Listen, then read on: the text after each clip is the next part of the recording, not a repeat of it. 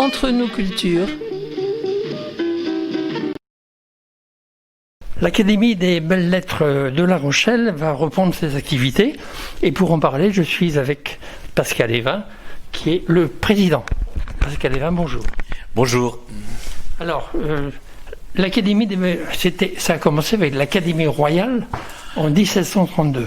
C'est ça. Ça s'appelait l'Académie royale. Oui. Aujourd'hui, il y a un nom beaucoup plus long. En fait, à l'origine, elle a pris pratiquement le nom tout de suite d'Académie des Belles Lettres, Sciences et Arts, mais effectivement, au début, comme elle était de fondation royale, donc elle s'appelait l'Académie royale des Belles Lettres, des Sciences et Arts. Et le royal est tombé avec la Révolution. Mais nous l'avons pas vu comme... Il y a d'autres académies qui s'appellent Académie nationale maintenant. J'ai vu que c'était le cas à Bordeaux notamment, mais nous ne l'avons pas encore rétabli. Nous n'avons pas mis nationale. On s'est dit, on est resté donc Académie des Belles Lettres, Sciences et Arts. Bon.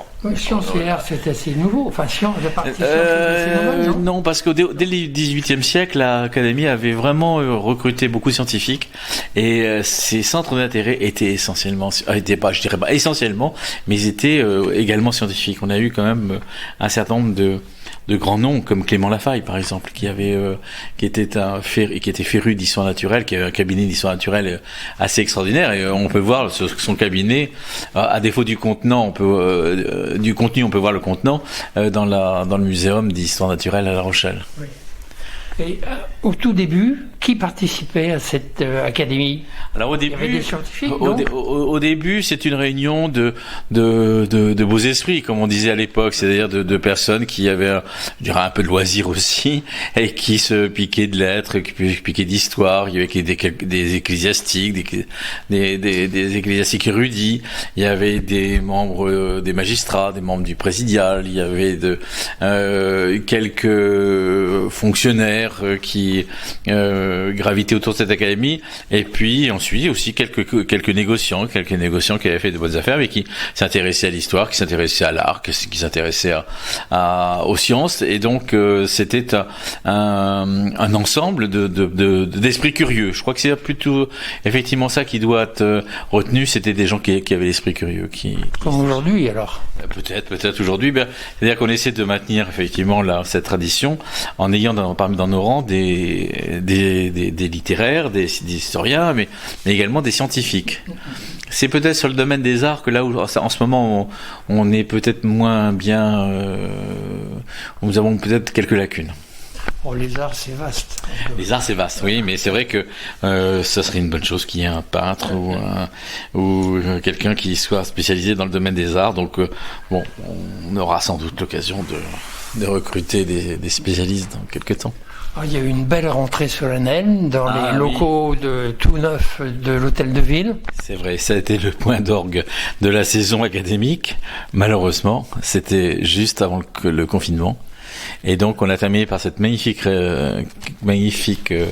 manifestation que Monsieur Funden nous avait donc annoncé l'année précédente. On a retardé un petit peu, du reste, la rentrée solennelle pour que les travaux soient terminés. Et je dois dire que c'était très, très, très agréable, très émouvant même de se retrouver dans cette salle qui a failli disparaître.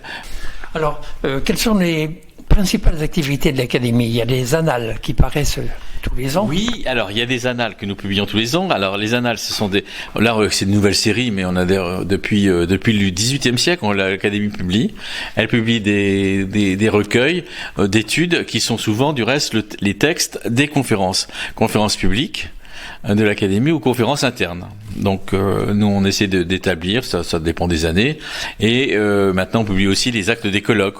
En 2019 on avait fait 2 colloques, l'un avec les académies de l'Ouest qui s'étaient retrouvées à La Rochelle, et puis ensuite avec l'Académie des sciences d'outre-mer donc de Paris sur le thème des Français à l'étranger et des étrangers en France. C'était et donc on publie les actes de ces rencontres, les communications pour garder la trace de ces rassemblements, de ces rencontres. D'ailleurs, aujourd'hui, on les voit sur un site internet qui est nouveau. Oui, alors là, le site internet, c'est le résultat du confinement, en quelque sorte. Ça a été vraiment élaboré pendant le confinement. Et finalement, c'était assez intéressant. Moi, j'ai trouvé que c'était très intéressant.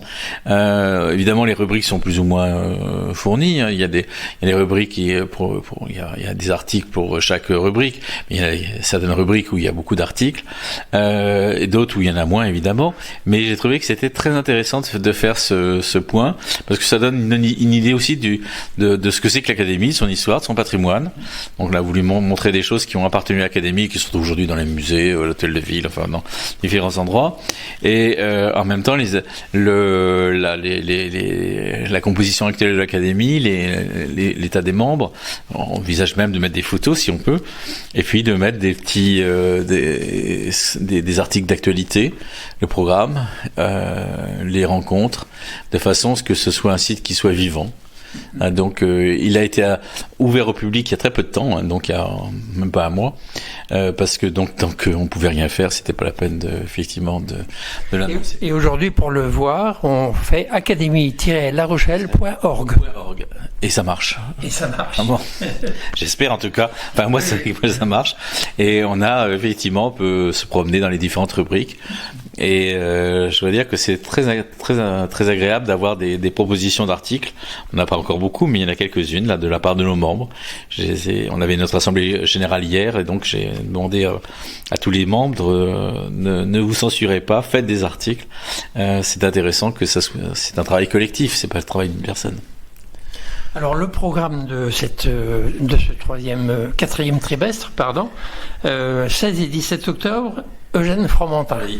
Alors là, c'est pour le bicentenaire d'Eugène Fromentin. Oui. C'est un homme de chez nous, en fait. Hein. Voilà. Alors, c'est à l'occasion de la commémoration du bicentenaire de la naissance d'Eugène Fromentin en 1820 que nous avons été associés à la médiathèque de La Rochelle, médiathèque Michel Crépeau, donc pour organiser des rencontres qui sont à la fois l'occasion d'évoquer Fromentin et son œuvre, mais aussi de rendre hommage à une de nos membres qui s'appelait Barbara White, qui était la spécialiste incontestée et incontestable de Fromentin, qui a passé sa vie c'était une universitaire irlandaise qui s'était prise de passion pour la vie littéraire française au XIXe siècle, et puis particulièrement pour Fromentin.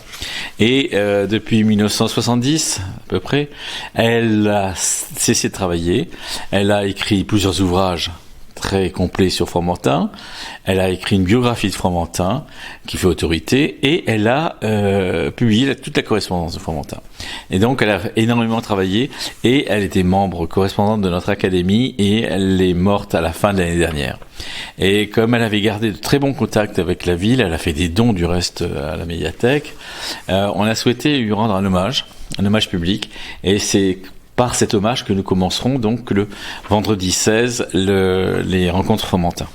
16 et 17 octobre, donc c'est bientôt. Hein. C'est cette semaine en fait, hein, c'est dans 2 jours à vrai dire. Et donc on aura un certain nombre une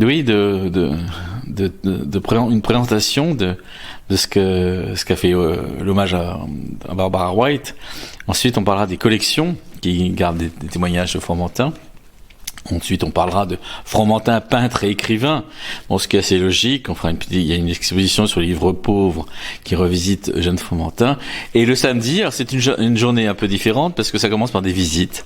Une visite à Saint-Maurice, donc au cimetière de Fromentin. Et à 11h, il y a une manifestation au collège Fromentin. Le collège Fromentin a décidé de donner le nom de Barbara White à une des salles de réunion. Donc à 11h nous aurons cette réunion, et puis l'après-midi un certain nombre de communications qui porteront sur l'aspect local, les origines rochelaises de Fromentin. Donc ça c'est pour le mois d'octobre.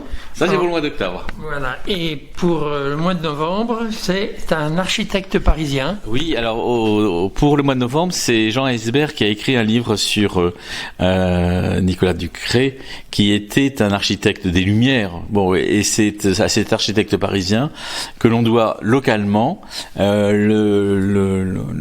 évêché, l'hôtel de Cruseul-Duzès, qui est actuellement occupé par le musée des Beaux-Arts. Malheureusement, le musée des Beaux-Arts, comme vous le savez, est fermé. Mais c'est un édifice absolument magnifique, qui est tout à fait caractéristique de la fin du 19e siècle, de la fin du 18e siècle, pardonnez-moi, je me trompe de siècle. Et nous allons, cet architecte a aussi fait les plans de la construction du château de Buzet à la Jarne. Donc on pourra sortir là aussi de La Rochelle. Alors on peut sortir de La Rochelle. Je crois qu'il se visite ce château d'ailleurs. Ah oui, il se visite tout à fait. Peut-être pas à cette période de l'année. Je sais pas. Je crois qu'il y a un moment où il ferme parce qu'il y a plus de visiteurs.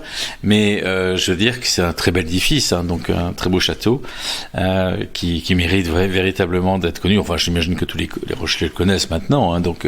Mais c'est vrai que c'est l'occasion de mettre en valeur ces deux réalisations. Et M. Heisberg a publié un ouvrage qui nous présentera sur cet architecte. Et en décembre, qu'il a préparé aussi un autre travail.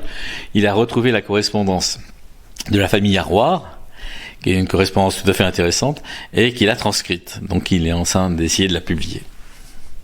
Et en décembre, on change de sujet totalement, puisqu'on va chez les protestants. Alors en décembre, on change complètement de sujet, puisque on aura la présentation des actes d'un colloque qui a eu lieu il y a quelques mois sur les éditeurs protestants, les éditeurs et les imprimeurs et les libraires protestants de la côte atlantique. Là, il faut savoir que La Rochelle était un grand centre d'édition au XVIe siècle et au début du XVIIe siècle, notamment beaucoup d'éditions protestantes. Elles sont très rares et très recherchées aujourd'hui, et c'est vrai que c'est une particularité de la ville, donc qui est liée à son histoire protestante. Ce colloque a eu lieu, les actes ont été publiés, ce sont des actes tout à fait intéressants, qui nous apprennent beaucoup de choses, et ils seront présentés donc au temple protestant, donc par Didier Poton de Saint-Traille, qui a été professeur longtemps à l'université de La Rochelle, et par Muriel O'Haraud, qui est la responsable du patrimoine à la médiathèque Michel Crépeau, et qui donc a eu l'occasion elle aussi de regarder ces fameuses éditions rochelaises. Alors pourquoi le temple ? Parce que d'abord, premièrement, on cherchait des endroits où on puisse accueillir notre public, parce que traditionnellement nos conférences ont lieu dans la salle, dans la bibliothèque scientifique du muséum, mais dans les conditions actuelles, c'est 40 personnes, pas plus. Et déjà, à 80, on était un peu juste. Alors, je pense que notre public va pas tout le monde ne viendra pas non plus, mais 40, c'était un peu limité, donc on avait peur d'être obligé de dire aux gens de ne pas rentrer, même si maintenant tout se fait par réservation, et que, par ailleurs, l'équipe du temple, le pasteur et son équipe ont été très très bienveillants en nous disant mais venez, on sera très heureux de vous accueillir.